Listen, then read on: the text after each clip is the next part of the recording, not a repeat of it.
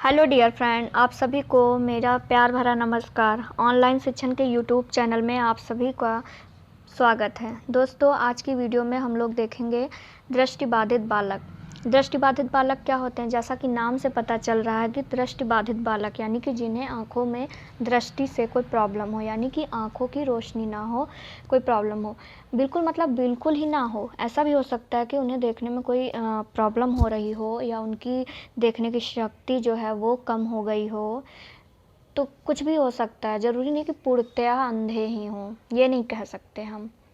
क्योंकि अभी हम दृष्टिबाधित पढ़ेंगे तो इसमें डिटेल में पढ़ेंगे कि ये कौन से बालक होते हैं, इसमें कौन कौन सी कैटेगरी होती है, किसको किस तरह से रख सकते हैं और कितने टाइप में इसको विभाजित करते हैं, सब कुछ डिटेल से पढ़ेंगे। आज के बाद आपको इस टॉपिक में कोई भी प्रॉब्लम नहीं होगी क्योंकि इतना अच्छे से आपको बताया जाएगा। दोस्तों, एजुकेशन है, एजुकेशन आपको रटनी नहीं है। जो एजुकेशन है, एजुकेशन आपके दैनिक जीवन में होती रहती है। जैसे कि इसमें आप जो कुछ भी पढ़ोगे आपके रेगुलर लाइफ में कहीं ना कहीं होता है, आपकी फैमिली में, फैमिली मेम्बर के साथ हो सकता है, आसपास आप देखते हैं, वातावरण में हर जगह आप देखते हैं। तो आपको सिर्फ उन चीज़ों को समझना है। यहाँ पे मैं आपको रटने को बिल्कुल नहीं बोलूँगी। आप रटोगे तो एग्ज़ाम हॉल में वो रटन प्रणाली आपकी नहीं जाएगी साथ में, क्योंकि हम बड़े हो चुके हैं। जब अब वो रटने की शक्ति हम में नहीं होती, हम में अब समझ का विकास होता है, हम लोग अब समझते हैं। तो आपको सिर्फ उदाहरण से समझने की ज़रूरत है। तो मैं एजुकेशन में आपको बिल्कुल रटने को बिल्कुल नहीं बोलूँगी। यहाँ पे कुछ रटना नहीं, हाँ बस उतना याद रखना कि कहीं पे सन है, कोई राइटर का नेम है, वो आपको याद रखना। उसमें फिर आपकी समझ कुछ नहीं कर पाएगी, लेकिन ये सब आपके दैनिक जीवन में होता रहता है। तो इसको आप सिर्फ समझिए, समझेंगे तो बहुत ही अच्छा लिखेंगे आप। एग्ज़ाम हॉल में सिर्फ आपकी समझ वहाँ पे जाती है, आपका रटना नहीं जाता है। रटना सिर्फ उन चीज़ों में जाता है जिन्हें हम ना देख सकते हैं, ना जिन्हें हम महसूस कर सकते हैं। जैसे कोई राइटर है, राइटर का नेम है, तो उसे हम महसूस नहीं कर सकते क्योंकि वो हमारे अगर दैनिक जीवन में आसपास का होता तो शायद वो हमें याद होता, उसे हम अपनी समझ से लिख सकते, लेकिन वो हमारे आसपास का नहीं है तो उसको हम अपनी समझ से नहीं लिख सकते, तो उसे हमें याद ही करना होगा। वैसे बहुत हो गई बातें, अब हम आज का चैप्टर स्टार्ट करते हैं। दृष्टिबाधित। तो दृष्टिबाधित जैसा कि नाम से ही पता चल रहा है कि ये दृष्टिबाधित बच्चे हैं, यानी कि जिन्हें दिखाई ना दे वो बच्चे। वो किसी दुर्घटना के भी शिकार हो सकते हैं या फिर उनका बचपन से ये प्रॉब्लम हो सकता है, यानी आँख का बंद होना या एक आँख खुली तो हो लेकिन उसमें रोशनी ना हो, ऐसी कोई प्रॉब्लम। तो जानते हैं कि ये बालक होते कौन से हैं। तो ऐसे बालक जो आंशिक रूप से देखने में सक्षम हो, यानी कि ऐसे बालक भी हो सकते हैं जो थोड़ा बहुत देख सकते हैं, यानी आंशिक रूप से देखने में सक्षम होते हैं। उनके नेत्रों में प्रतिबिंब की तीव्रता बहुत कम होती है, यानी कि जैसे कि किसी की रोशनी थोड़ी कम होती है तो उसमें यही बात है कि आंशिक रूप से देखने में सक्षम होते हैं। नेत्रों का प्रतिबिंब, यानी कि जो नेत्र हैं उनके वो थोड़ा ज़्यादा दूर की चीज़ें नहीं देख पा रहे हैं, तो ऐसी तीव्रता जो है देखने की वो कम होती है। क्लियर। इनकी दृष्टि क्षमता 20/70 बहुत काम आने वाला है आपको। यहाँ से लेकर टेट तक भी इससे क्वेश्चन आते हैं। इनकी दृष्टि क्षमता 20/70 अर्थात सामान्य बालक यदि किसी वस्तु को 70 फीट से देख सकता है तो ये बालक 20 फीट से देख सकते हैं, यानी कि सामान्य बालक। जैसे कि आप लोग एक तरफ, चलो हम आपको मान लेते हैं कि यहाँ आप लोग हैं और एक तरफ ये दृष्टिबाधित है। क्लियर। ये आप लोग हैं, तो आप लोग किसी चीज़ को 70 फीट से देख सकते हैं तो ये बालक 20 फीट से देखेगा। क्यों? क्योंकि ये गंभीर रूप से है दृष्टिबाधित, और आप लोग आंशिक रूप से, यानी आप लोग नहीं, आप लोग तो सामान्य बालक हो। क्लियर। यानी सामान्य बालक किसी चीज़ को 70 फीट से देख सकता है तो ये बालक 20 फीट से उस चीज़ को देख सकते हैं, जिसमें आंशिक रूप से होते हैं, यानी जिन्हें कम दिखाई देता है वे बालक। और जो कुछ नहीं देख पाते हैं, बिल्कुल ही नहीं दिखाई देता, वो बिल्कुल ही, मतलब उनको बिल्कुल ही दृष्टिबाधित बोल सकते हैं।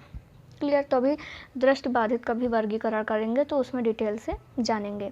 तो इसमें सिर्फ आपको एक चीज़ याद रखनी है कि जो दृष्टिबाधित बालक होते हैं, यानी कि वो ऐसे बालक होते हैं जो आंशिक रूप से देखने में सक्षम होते हैं, इनके नेत्रों में प्रतिबिंब की तीव्रता बहुत कम होती है, यानी कि थोड़ा देख सकते हैं, देखने की पावर जो होती है थोड़ी होती, बस इनकी जो आंखों की रोशनी है वो थोड़ी कम होती, यानी दूर की चीज़ें नहीं देख पाते हैं। तो इनकी दृष्टि क्षमता किस प्रकार से है, 20/70। तो इसका अर्थ क्या है कि सामान्य बालक किसी चीज़ को 70 फीट से देख सकता है, तो ये बालक 20 फीट से देख सकते हैं। इस वजह से इनकी दृष्टि क्षमता कितनी है, 20/70। ठीक, 20/70।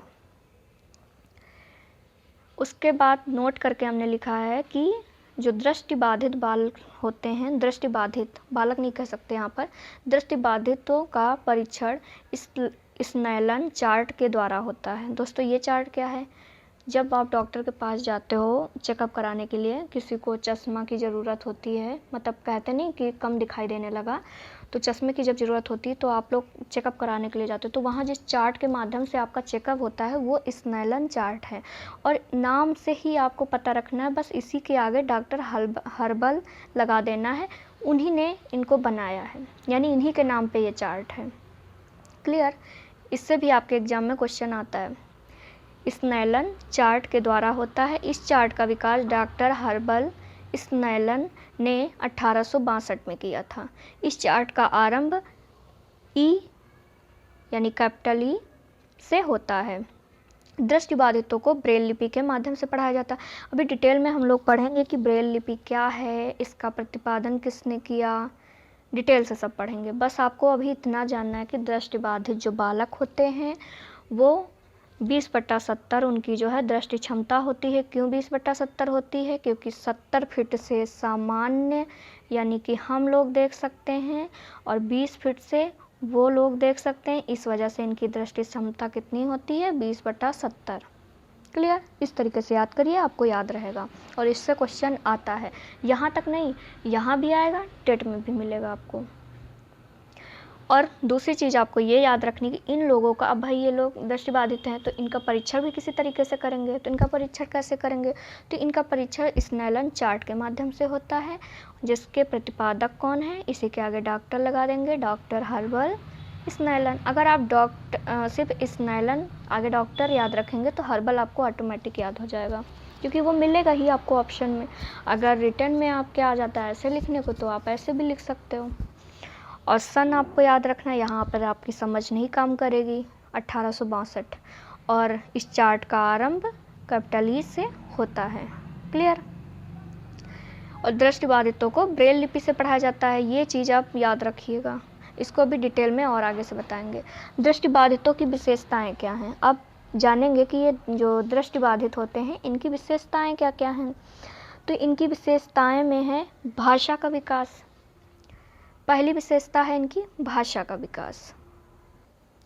दोस्तों ये बच्चे भाषा का विकास कैसे, मतलब कैसे विशेषता हमने कह दिया इसमें, तो इसको भी जानना ज़रूरी है।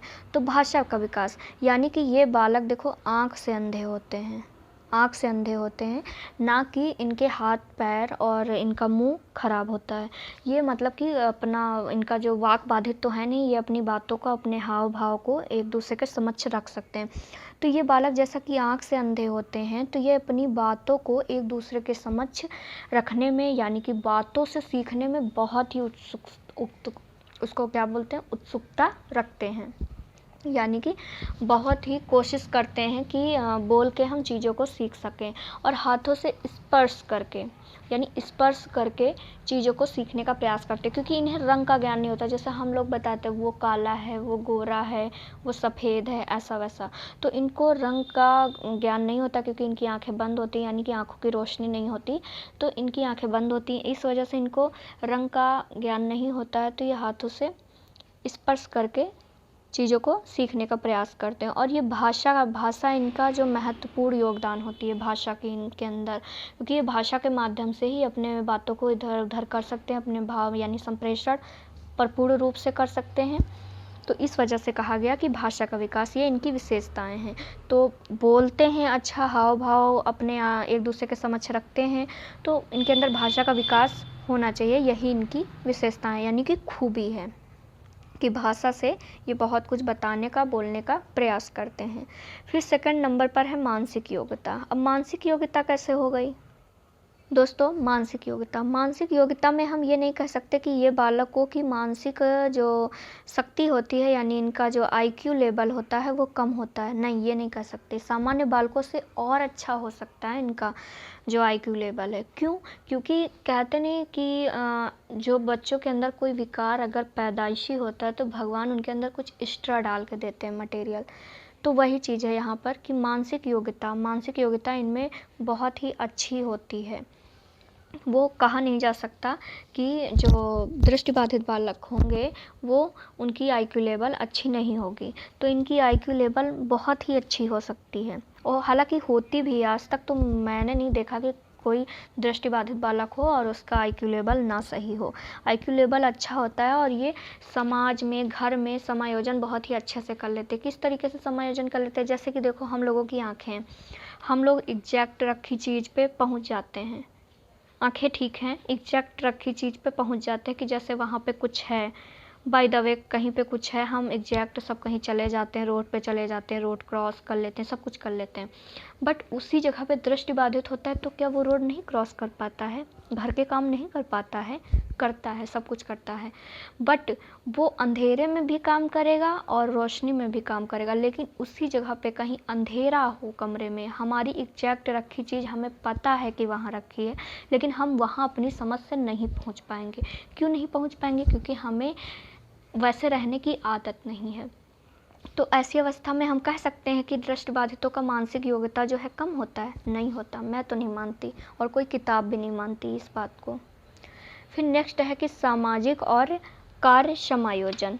दोस्तों, सामाजिक कार्य समायोजन में भी इनको कम नहीं कहा जा सकता, क्योंकि दृष्टिबाधितों की जो व्यक्तित्व समस्याएं हैं वो आंतरिक नहीं होती हैं, यानी वो अंदर से नहीं सोचते हैं कि हम समायोजन नहीं कर पाएंगे, वो समायोजन स्थापित करने की पूर्ण कोशिश करते हैं।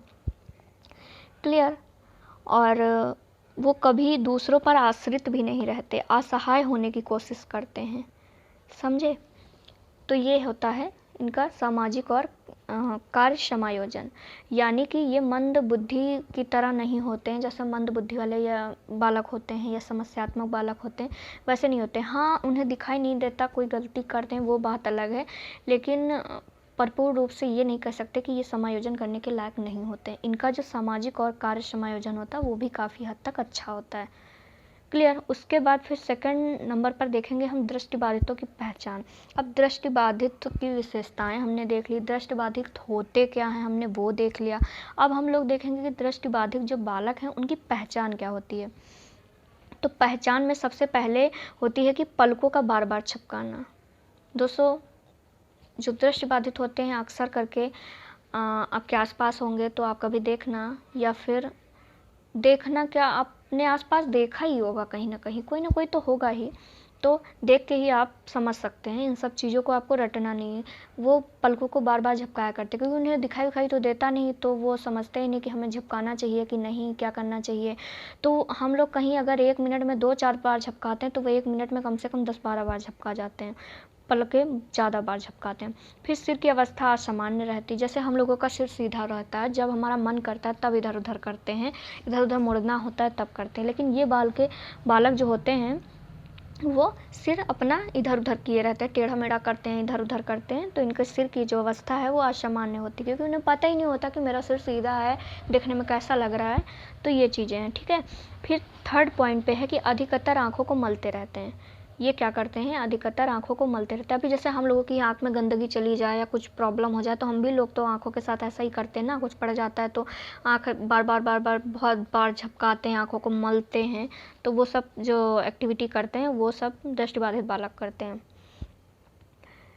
फिर है आँखों का टेढ़ापन या तिरछापन। दोस्तों, जो दृष्टिबाधित बालक होते हैं, जो जन्मजात होते हैं, उनकी आँखों में टेढ़ापन हो सकता है, तिरछापन हो सकता है, या किसी किसी की आँख ना पूरी वाइट होती है, या किसी किसी को कोई दिक्कत हो जाती है, बाद में कोई दुर्घटना में से उनको क्षति पहुंच जाती तो आँख निकलवानी पड़ती या सिलनी पड़ती है, तो बाद में जो पत्थर की आँख, ये सब चीज़ें देखने को मिलती हैं।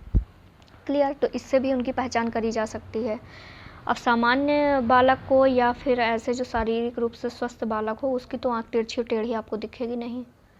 क्लियर। फिर 5 नंबर पे है कि पुस्तक तथा अन्य वस्तुओं को आँखों के पास ले जाकर देखने का प्रयास करना। दोस्तों ये एक्टिविटी भी बहुत बच्चे करते हैं, और ये एक्टिविटी दृष्टिबाधित तो करते ही हैं, पर आंशिक रूप से दृष्टिबाधित होते हैं, यानी कि जिन्हें थोड़ा कम दिखाई देने लगता है, थोड़ी सी प्रॉब्लम होने लगती है, जिसको हम लोग बोलते हैं कि क्या बोलते हैं उसको, जैसे कि बोलते हैं नहीं, वो टिंगुल लगने लगा, या दिन रतौंधी तो रात की होती है, कुछ ऐसा दिनौंधी टाइप कुछ ऐसा ही बोलते हैं ना, वैसा जो होने लगता है। तो वैसी अवस्था में भी हम लोग, सामान्य लोग भी करने लगते हैं ऐसा, कि चीज़ों को पास ले जाके देखते हैं। तो ये सब है इसकी पहचान। क्लियर। उसके बाद फिर है कि दृष्टिबाधित बालकों की क्रियात्मक सीमाएं, यानी ये जो बालक होते हैं वो क्रियात्मक रूप से कौन कौन सी सीमाएं इनकी होती है, यानी कौन कौन से कार्य करते हैं। ठीक है। तो उसमें सबसे पहले हम देखते हैं कि बुद्धि लब्धि स्तर कम होना। बुद्धि लब्धि स्तर कम होना कैसे? देखो दोस्तों, शोध अध्ययनों से यह ज्ञात होता है कि ये बालक समुचित वातावरण तथा अवसर खोजने में भी असमर्थ रहते हैं। व्यवहारिक दृष्टि में इनकी कार्यशैली असामान्य से, यानी सामान्य से निम्न स्तर की होती है। यानी दोस्तों ये बुद्धि से तो कम नहीं होते हैं, लेकिन बुद्धि लब्धि का स्तर कम क्यों हो जाता है, इसके पीछे रीज़न है, क्योंकि ये ना अच्छा वातावरण ढूंढा करते हैं, वो ढूंढते रहते हैं, तो अपने कार्यों को सही से कर नहीं पाते हैं। तो इस वजह से इनकी जो क्रियात्मक सीमाएं में है कि बुद्धि लब्धि स्तर कम होती है। क्लियर। उसके बाद है कि शैक्षिक मंदता, यानी शैक्षिक मंदता। तो शैक्षिक रूप से मंदता किस प्रकार हो सकती है कि ब्रेल लिपि का उपयोग करने पर भी सामान्य बालकों से शैक्षिक उपलब्धि कम रहती है। यानी ये बालक जो होते हैं, इनको तो पहली बात ऐसे हम लोग जैसे पढ़ते हैं इस तरीके से पढ़ाया नहीं जा सकता, इनको ब्रेल लिपि के माध्यम से ही पढ़ाया जाता है। लेकिन ब्रेल लिपि से पढ़ाने के बाद भी सामान्य बालकों से ये कम ही रहते हैं। इनकी यानी शैक्षिक उपलब्धि, यानी कि शिक्षा में बहुत अच्छे नहीं बन पाते हैं। क्यों? क्योंकि सामान्य बालकों की अपेक्षा दृष्टिबाधित बालक 1 या 2 वर्ष पीछे रहते हैं। क्लियर। बस रीज़न ये है, ये रीज़न नहीं है कि ये बालक जीवन में कुछ कर भी नहीं सकते। दोस्तों आज के वर्तमान समय में दृष्टिबाधित, श्रवण बाधित, अस्थिबाधित सारे कैटेगरी के जो हमारे शारीरिक दक्षता रखने वाले जो जितने भी बालक थे, सारे प्रेजेंट टाइम पे जॉब कर रहे हैं, किसी न किसी विभाग में हैं, और गवर्नमेंट इनको स्पेशल छूट देती है। ठीक है। कुछ फ़र्क होता है, लेकिन पूर्णता नहीं होता कि ये बालक कुछ कर ही नहीं सकते। फिर 3rd नंबर पे है कि व्यक्तित्व विकार। व्यक्तित्व विकार में क्या है? प्रत्येक व्यक्ति के व्यक्तित्व के विकास में वंशानुक्रम तथा वातावरण का विशेष महत्व होता है। दोस्तों वंशानुक्रम, वातावरण, जो वंशानुक्रम होती है,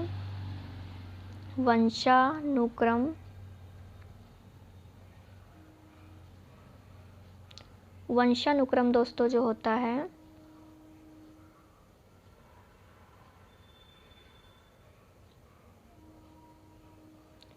वंशानुक्रम का 20% और वातावरण का 80% भूमिका होती है हमारे विकास में। क्लियर। कभी भी पूछ सकता है, आपको ये याद रखना बहुत ही ज़रूरी। वंशानुक्रम 20% और वातावरण 80%, दोनों की भूमिका से हमारा एक अच्छा व्यक्तित्व बनता है, हमारा पूर्णतः जो सामाजिक संतुलन होता है, जो हमारी एक वातावरण की भूमिका होती है, वो हमारा टोटल इस तरीके से 100% कंप्लीट होता है। यानी 20% जो भूमिका होती है उसमें वो हमारी वंशानुक्रम की होती है, यानी हमारे माता पिता द्वारा जो चलता है क्रम, उसकी भूमिका होती है, और 80% हमारे वातावरण की, यानी कि जो बाहरी परिवेश है उसकी भूमिका होती है। यानी हमारा समाज कैसा है, हमारा घर कैसा है, हमारा विद्यालय का वातावरण कैसा है, जहाँ जहाँ हम जाते हैं वहाँ वहाँ का वातावरण कैसा है, वैसा ही सीखते हैं। जैसे कि कोई छोटा बच्चा हो, अगर छोटा बच्चा क्या कुछ बोलना सीखता है, हम वातावरण से ही तो सीखता है। अगर हम लोग उसके सामने देहाती बोलते तो वो देहाती बोलता है, शुद्ध लैंग्वेज बोलते हैं तो शुद्ध लैंग्वेज बोलता है। अगर उसके सामने बाय द वे हम ये सब ना बोल के उर्दू बोलें तो वो भी तो उर्दू ही बोलेगा ना, वो देहाती थोड़ी ना बोलेगा, ना खड़ी भाषा बोलेगा। तो बस सारी भूमिका जो है वो वातावरण की होती है। क्लियर। उसके बाद फिर व्यक्तित्व विकार। व्यक्तित्व विकार में क्या है दोस्तों कि यह मनोवैज्ञानिक तथ्य है कि व्यक्तित्व में जीवन के अनुभवों से सुधार होता रहता है। दृष्टिबाधितों का समुचित वातावरण और जीवन के अनुभव से उनके व्यक्तित्व का विकास अपने प्रकार से होता है जो सामान्य बालकों से भिन्न है। यानी कि जो दृष्टिबाधित बालकों का व्यक्तित्व विकार होता है वो उनके खुद की वजह से होता है। सामान्य बालकों की तरह नहीं होता है कि वो सीख कर किसी चीज़ को करें, उन्हें बताया जाए उससे करें। वो सीखते हैं, सब कुछ करते हैं, लेकिन सामान्य बालकों की अपेक्षा भिन्न होता है उनके अंदर। क्लियर। उसके बाद फिर थर्ड नंबर पे है कि मंदवाणी विकार। मंदवाणी विकार में क्या है कि पूर्णतः दृष्टिबाधित बालक वाणी की कला और कौशल का अनुकरण नहीं कर सकते। जो उन्होंने सुना है उसी की वाणी का विकास होता है, यानी उसी से वाणी का विकास होता है। उनमें वाणी का विकास सार्थक रूप से नहीं होता। शोध अध्ययन से यह स्पष्ट होता है कि शब्दों के उच्चारण में कठिनाई का अनुभव करते हैं। यानी जैसे सामान्य वर्ग का बालक होता है, उसके सामने कुछ आप बोलिए, उसको कॉपी तो कर ही लेगा, नई चीज़ों का भी खोज कर लेगा। क्यों नई चीज़ों का खोज कर लेगा?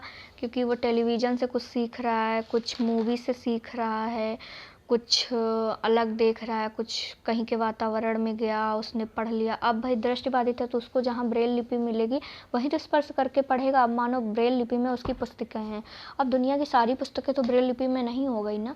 सामान्य वर्ग का बालक है, कहीं कुछ भी उठा के पढ़ लिया, कहीं का न्यूज़पेपर पढ़ लिया, कई शब्द उसने सीख लिए ब्रेल। और जो दृष्टिबाधित होगा अब उसके लिए तो जो पेपर है वो तो ब्रेल लिपि में आएगा नहीं, जो इसे स्पर्श करके ऐसे हाँ आएगा, पर आम आदमी को कहाँ मिल सकता है? सबको कहाँ मिल सकता है 2-2, 5-5, 10-10 रुपए में? तो वही बात है यहाँ पर कि मंदवाणी विकास होता है, इनमें होता है, मंद होता है। पूर्णतः ये नहीं कह सकते कि ये बालक कुछ नहीं कर सकते, ये बालक सब कुछ कर सकते हैं, बस थोड़ा सामान्य से भिन्न होता है बस। फिर 5वां नंबर है कि सामाजिक समायोजन की समस्या। अब सामाजिक समायोजन मीन्स दोस्तों होता है एडजस्टमेंट, यानी कि किसी भी वातावरण में अपने आप को ढालना, वो होता है समायोजन। समायोजन जैसे कि आप कहीं किसी का कहना उचित नहीं होगा, जैसे कि कहीं किसी की शादी हो, खुशी का माहौल है वहाँ पे, अब आप बड़े दुखी हो, घर में कोई प्रॉब्लम हो, मम्मी पापा से कुछ कहा सुनी हो गई, आप दुखी हो, अब आप वहाँ गए तो वहाँ जाके क्या दुखी वाला मुंह लटका के बैठेंगे? नहीं बैठेंगे ना। वहाँ के हिसाब से समायोजन करेंगे, वहाँ के हिसाब से बढ़िया आप भी हंसेंगे, नाचेंगे, गाएंगे, स्टेज पे जाएंगे, फ़ोटो खिंचाने वगैरह वगैरह जो भी एक्टिविटी करेंगे, तो वो सब क्या कहलाएंगी? वही है आपका समायोजन, वही है एडजस्टमेंट। तो वो उपलब्धि सामान्य बालकों में होती है बहुत ही अच्छे तरीके से, खास करके जब हम 18 के ऊपर जाते हैं तो ये जो चीज़ होती है, ये जो होता है, ये हमारे अंदर बहुत ही अच्छे से आ जाता है। हम अपनी चीज़ों को छुपा लेते हैं, बहुत ही अच्छे से समायोजन कर लेते हैं किसी भी वातावरण में, और बहुत ही अच्छे से अपने संवेग भी उत्पन्न कर लेते हैं। जैसे कि कहीं पे हमें बाय द वे गुस्सा होना है, कंट्रोल कर लिया, गुस्सा नहीं होंगे, अपने संवेग गलत वातावरण में, गलत जगह पे, गलत व्यक्ति के सामने नहीं प्रेरित होने देंगे, यानी दिखने देंगे। क्लियर है? तो फिर आगे बात करते हैं। उसके बाद फिर दृष्टिबाधितों का वर्गीकरण। अब हमने पहचान देख ली, बालकों की विशेषताएं देख ली और उनकी क्रियात्मक सीमाएं देख ली, यानी कि दृष्टिबाधित कार्य किस तरीके से कहाँ कहाँ तक कर सकते हैं। क्लियर? उसके बाद फिर है कि दृष्टिबाधित बालकों का वर्गीकरण, यानी कि इनको बांटेंगे कि कितनी कैटेगरी में हम इनको बांट सकते हैं। तो पहला है कि आंशिक दृष्टि से बाधित बालक। तो आंशिक दृष्टि यानी आंशिक मीन्स होता है कम, आप लोग ऐसे याद रखिएगा, कम, और ये गंभीर मतलब ज़्यादा, ज़्यादा या मतलब पूरा ही समझ लीजिए। क्या समझ लीजिए? पूरा। तो आंशिक रूप से, आंशिक मतलब कि कम। तो ऐसे बालक जो बड़े अक्षरों या मुद्रित छापी पाठ्य वस्तुओं को उत्तल दर्पण की सहायता से पढ़ सकते हैं, तथा यह बालक 20 फीट की दूरी से पढ़ या देख सकते हैं। क्लियर। जो आंशिक रूप से बालक होते हैं ये बड़े अक्षरों को पढ़ सकते हैं और फिर भी देखने में दिक्कत हो रही है तो उत्तल लेंस यानी जो चश्मा लगाते हैं ना दोस्तों, कहते नहीं मुझे देखने में थोड़ी दिक्कत सी हो रही है, चश्मा लगाते हैं, टेस्ट करवा के चश्मा लगवाते हैं, वही है उत्तल दर्पण। तो उसकी सहायता से ये 20 फीट की दूरी से देख सकते हैं। क्लियर। ऐसे तो बहुत लोग होते हैं दोस्तों, काफ़ी लोग चश्मे का यूज करते होंगे, तो वो सब इसी आंशिक दृष्टि बाधित बालक में आते हैं। क्लियर। और गंभीर रूप से दृष्टिबाधित बालक कौन से होते हैं? गंभीर रूप से जो दृष्टिबाधित बालक होते हैं यह बालक ब्रेल लिपि से ही पढ़ सकते हैं। इनको ना तो उत्तल लेंस ना उत्तल कोई लेंस इनकी आंखों पे नहीं काम करेगा, तथा ये श्रवण यंत्रों का उपयोग कर सकते हैं जिनकी दृष्टि क्षमता 2/20 होती है। दोस्तों गंभीर रूप से जो बालक होते हैं उनकी दृष्टि क्षमता 2/20 होती है और इसी जगह पे जो हमारे आंशिक रूप से दृष्टिबाधित बालक थे इनका 20/70 हो रहा था। क्लियर। अब जितने लोग पढ़ रहे होंगे जिसमें जो चश्मा लगाते होंगे वो उनकी दृष्टि क्षमता ये है। क्लियर। और जो पूर्णतः अंधे होंगे यानी जिन्हें कुछ नहीं दिखाई देता होगा उनका दृष्टि क्षमता जो है उनकी दृष्टि क्षमता होगी 2/20। क्लियर। और जो बच्चे ऐसे ही देख रहे होंगे फ़ोन और ऐसे ही पढ़ते होंगे उनकी दृष्टि क्षमता कितनी होगी? 70 फीट की दूरी से वो देख सकते हैं। क्लियर। इस तरीके से याद करिए, बहुत ही आसानी से याद हो जाएगा आपको क्योंकि इससे रिलेटेड आगे क्वेश्चन भी हैं। क्लियर। तो कितने भागों में हमने बांटा? 2 भागों में। कौन कौन सा? आंशिक रूप से दृष्टिबाधित और गंभीर रूप से दृष्टिबाधित। आंशिक रूप से दृष्टिबाधित कौन से हैं? जो कम देखते हैं यानी उनको दिखवाया जा सकता है उत्तल लेंस की सहायता से। गंभीर रूप से जो होते हैं उनको किसी तरीके से नहीं दिखवाया जा सकता, उनको सिर्फ ब्रेल लिपि यानी स्पर्श के माध्यम से पढ़ाया जा सकता है। क्लियर। फिर ब्रेल लिपि आती है कि आखिर ये ब्रेल इतना पढ़ चुके हैं, आप जानते हैं कि ये ब्रेल लिपि है क्या। तो दोस्तों जो ब्रेल लिपि है इसका आविष्कार 1937 में लुई ब्रेल जी ने किया था। किसने किया था? लुई ब्रेल जी ने। लुई ब्रेल जो हैं ब्रेल लिपि में उभरे हुए 6 बिंदुओं पर की लिपि है, यानी सिर्फ 6 बिंदुओं से इन्होंने पूरी लिपि बनाई है। और सिर्फ 6 बिंदुओं से ये वर्णमाला यही सब नहीं है, उससे वो गणना भी कर सकते हैं, सारे सब्जेक्ट का सब कुछ कर सकते हैं यानी। और इस लिपि से दृष्टिबाधित स्पर्श करके यानी पढ़ा लिखा जाता है। इसमें पढ़ने लिखने के लिए दृष्टि की आवश्यकता नहीं होती है। यानी जो लुई ब्रेल महोदय हैं इन्होंने 1937 में लुई ब्रेल जो हैं इन्होंने 1937 में ब्रेल लिपि का आविष्कार किया जिसमें 6 बिंदुओं से ये लिपि बनी है। और इस लिपि से दृष्टिबाधित स्पर्श कर पढ़ लिख सकते हैं। पढ़ने लिखने के लिए इसमें दृष्टि की आवश्यकता नहीं होती है, यानी स्पर्श करके पढ़ा जाता है। तो आपके एग्जाम में क्वेश्चन आ सकता है कि दृष्टिबाधितों के लिए कौन सी लिपि है? तो दोस्तों उनके लिए है ब्रेल लिपि। ब्रेल लिपि का आविष्कार किसने किया? तो लुई ब्रेल जी ने किया। कितने सन में किया? तो 1937 में किया। दोस्तों लुई ब्रेल जो हैं ये दृष्टिबाधित थे। किस तरीके से थे? बचपन से नहीं थे, इनकी एक हादसा इनके साथ हो गया था। इनके पापा का यानी इनके फादर का एक चमड़े का फैक्ट्री था, तो उसमें ये काम नहीं कर रहे थे, एक दिन ऐसे खिलवाड़ कर रहे थे तो चमड़ा काट रहे थे, उसका चाकू उनकी आँख में लग गया जिससे इनकी एक आँख ख़राब हुई, बहुत ज़्यादा ख़राब हो गई, उसको सिलवाना पड़ा।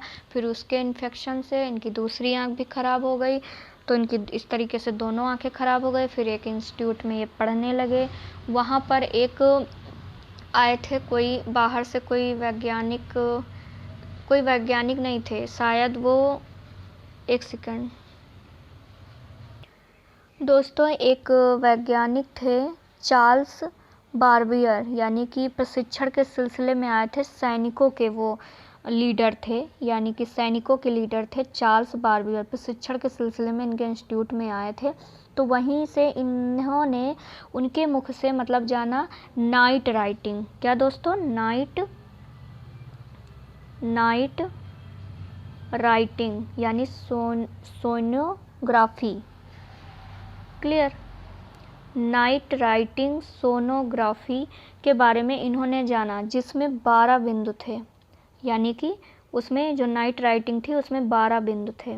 तो वहीं पे इन्होंने पहली बार ये शब्द यानी सुना ये शब्द, और इस लिपि के बारे में वहाँ से इन्होंने जाना, जिसमें 6-6 पंक्ति में रखा गया था। जो 12 बिंदु थे उसको 6-6 पंक्ति में रखा गया। तो ये इतने माइंडेड थे, यानी इतना इनका दिमाग फास्ट था कि इन्होंने बना डाला 6 बिंदुओं में लुई ब्रेल ने बना दिया। और उसके बाद इनकी मृत्यु हो गई। मृत्यु इनकी कब हुई? 43 वर्ष पर इनकी मृत्यु हो गई थी, 1852 को।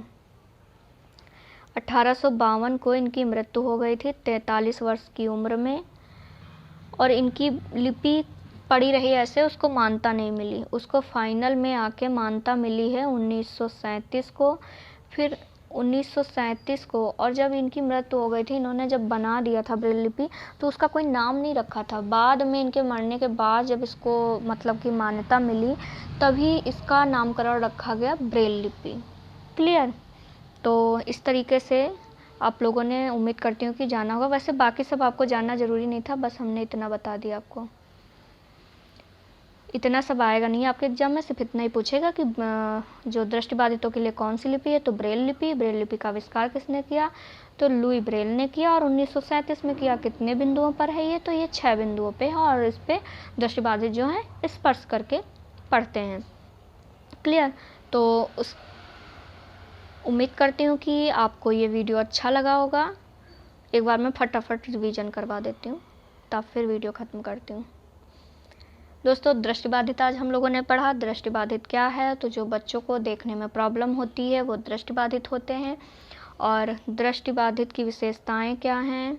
तो दृष्टिबाधित पलकें झपकाते हैं, सर का संतुलन नहीं सही होता है, और आँखों को मलते हैं, किताबों को पास ले जाके देखने की कोशिश करते हैं। और दृष्टिबाधितों का जो परीक्षण होता है वो स्नेलन चार्ट के माध्यम से होता है, जिसके जनक यानी जिसका विकास किसने किया? डॉक्टर हर्बल स्नेलन ने। सन पूछता नहीं, बट आपको याद रखना ज़रूरी है, 1862। और इसकी चार्ट का आरंभ कैपिटल ई से होता है, कैपिटल ई से होता है। क्लियर?